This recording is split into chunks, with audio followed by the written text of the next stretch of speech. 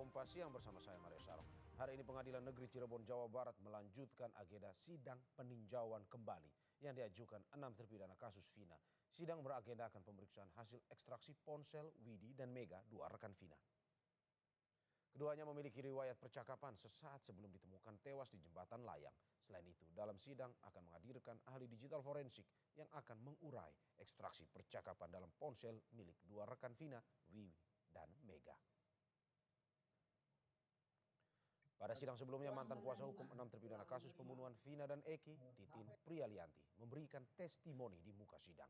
Titin merupakan kuasa hukum 6 terpidana di tahun 2016 lalu. Dalam sidang, Titin memberikan testimoni soal apa yang dialaminya selama mendampingi 6 terpidana saat awal kasus ini mencuat. Titin juga menyertakan berkas untuk membuktikan kebenaran testimoninya. Tokoh Jawa Barat, Deddy Mulyadi, juga sempat hadir di sidang peninjauan kembali 6 terpidana kasus Vina dan Eki. Dalam sidang, Deddy Mulyadi memberikan keterangan berdasarkan kesaksian dari orang lain atau testimonium de auditu. Deddy mengaku mendalami keterangan para saksi yang terlibat dalam kasus pembunuhan Vina dan Eki setelah menemui sejumlah kejanggalan. Di antaranya soal keberadaan para tersangka yang menginap di rumah Ketua RT Pasren pada saat malam kejadian. Kita bergabung dengan jurnalis Kompas TV Muhammad Syari Romdon di Pengadilan Negeri Cirebon, Jawa Barat. Selamat siang Syari, apa saja hasil ekstraksi ponsel dua rekan Vina yang bisa Anda sampaikan pada kita?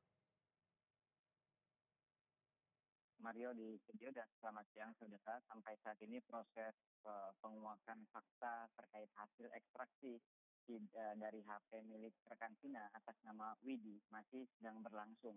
Proses pengadilan hari ini memang sebelumnya sudah dijadwalkan pada pertemuan atau agenda sebelumnya, yakni pada saat hari Senin kemarin kuasa hukum menghadirkan ahli IT yang ternyata pada hari itu hasil ekstraksi milik HP milik Widi rekan Vina itu belum berhasil dibuka.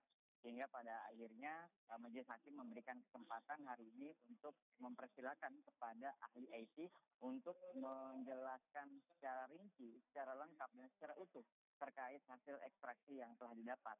Secara kesimpulan saat ini terbuka dalam sidang PK hari ini bahwa ada percakapan antara Widi dengan Vina pada sekitar pukul 22.00 sampai 22.15 adalah berupaya Vina mengajak Widi untuk bersama-sama pada saat bermalam mingguan. Dan sampai saat ini ada beberapa kata-kata yang memang ditujukan khusus kepada Widi dan Mega untuk ikut serta di beberapa titik yang memang saat itu sedang dihadiri oleh Vina, yakni ada di sekitaran Sumber dan beberapa titik lainnya. Sementara itu ahli IT juga masih terus memberikan penjelasan ada beberapa kode-kode yang memang itu dapat keluar pada saat ekstraksi itu dihasilkan. Dan karakter-karakter ini dibedah secara langsung menggunakan kemampuan pakar ahli IT tersebut ke hadapan majelis hakim atau majelis hakim PK yang ini. Mario. Ya Syari, kemarin di sidang PK terpidana Sudirman, ia mengaku sakit. Kuasa hukum bilang ada bekas luka tembak peluru karet pada 2016 lalu. Ini bagaimana soal ini dari penjelasannya? Ya, betul sekali. Memang sidang PK perdana Sudirman dengan agenda pembacaan memori PK itu berlangsung sekitar pukul 16.00 sore hari pada hari Rabu kemarin. Kemudian hanya berselang sekitar 40 sampai 50 menit kurang lebihnya, Sudirman mulai tampak gelisah duduk di hadapan majelis hakim.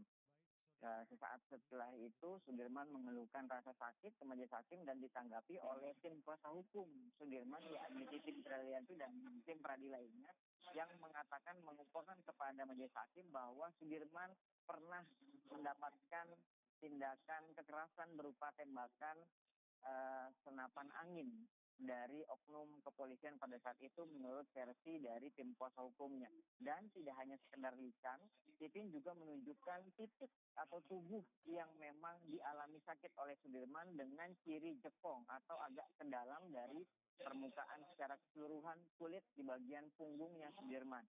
Dan pada saat itu tidak hanya menunjukkan bukti bagian belakang, ada juga bukti tendangan atau kekerasan fisik yang diterima Sudirman pada 2016 lalu yang masih berbekas hingga saat ini. Pun dengan jari manis tangan kanan Sudirman yang telah patah setelah diungkap oleh Titin bahwa itu juga merupakan tindak kekerasan yang dia terima atau Sudirman terima pada tahun 2016 lalu. Seketika hakim memberikan kesempatan kepada Sudirman untuk istirahat sejenak dan kembali kepada ruang tahanan tunggu di kantor Pengadilan Negeri Kota Cirebon.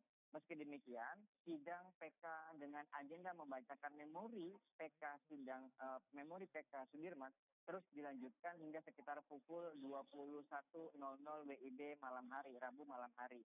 Sampai saat ini sidang agenda Sudirman akan dijadwalkan pada hari Senin depan dengan agenda jawaban atau tanggapan dari JPU atau pihak termohon dari PK Sudirman ini. Mario.